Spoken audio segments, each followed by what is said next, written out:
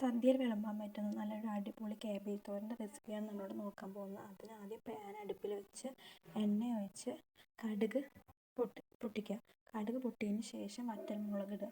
വറ്റൽമുളക് ഒന്ന് മൂക്കണ സമയത്ത് കറിവേപ്പിലിട്ട് നല്ല രീതിക്ക് ഇളക്കി യോജിപ്പിക്കുക. അതൊന്ന് ഇളക്കി യോജിപ്പിച്ച് മൂക്കണ സമയത്ത് നമ്മൾ ഒരു സവോള പൊടി പൊടിയായി അരിഞ്ഞിട്ടുള്ളതും ഒരു പച്ചമുളക് ആഡ് ചെയ്ത് നല്ല രീതിക്ക് ഇളക്കി യോജിപ്പിക്കുക. അതിന് ശേഷം നമ്മൾ അരിഞ്ഞു വെച്ചിട്ടുള്ള ക്യാബേജ് ആഡ് ചെയ്യുക. ക്യാബേജ് ആഡ് ചെയ്ത ശേഷം കുറച്ച് വെള്ളം തെളിച്ച് കൊടുത്ത് അടച്ച് വെച്ച് വേവിക്കുക. കാരണം ക്യാബേജിലുള്ള വെള്ളം ഇറങ്ങാൻ വേണ്ടിയിട്ടാണ് നമ്മൾ അടച്ച് വെച്ച് വേവിക്കുക.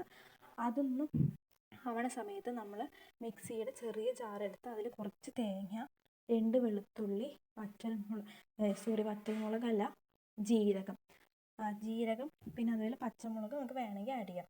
അത് ആഡ് ചെയ്തതിന് ശേഷം നല്ല പേസ്റ്റ് രൂപത്തിൽ അരക്കരുത്, ജസ്റ്റ് ഒന്ന് കറക്കിയെടുക്കുക.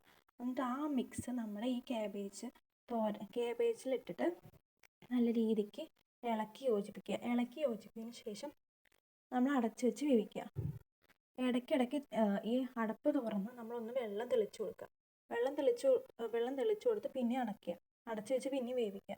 അതിന് ശേഷം ഇടയ്ക്കിടയ്ക്ക് നമ്മൾ തുറന്ന് നല്ല രീതിക്ക് ഒന്നും കൂടി ഇങ്ങനെ മിക്സ് ചെയ്ത് കൊടുക്കുക. കാരണം അടി പിടിക്കാതിരിക്കാൻ വേണ്ടിയിട്ടാണ് ഒന്ന് ഇളക്കി കൊടുക്കുന്നത്.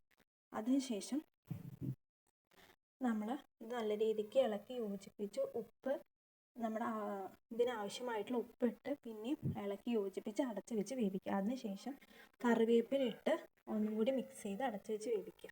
അപ്പോൾ നമ്മുടെ സദ്യയിൽ വിളമ്പുന്ന സ്വാദിഷ്ടകരമായിട്ടുള്ള കേബേജ് തോരൻ ഇവിടെ തയ്യാറായിരിക്കുകയാണ്.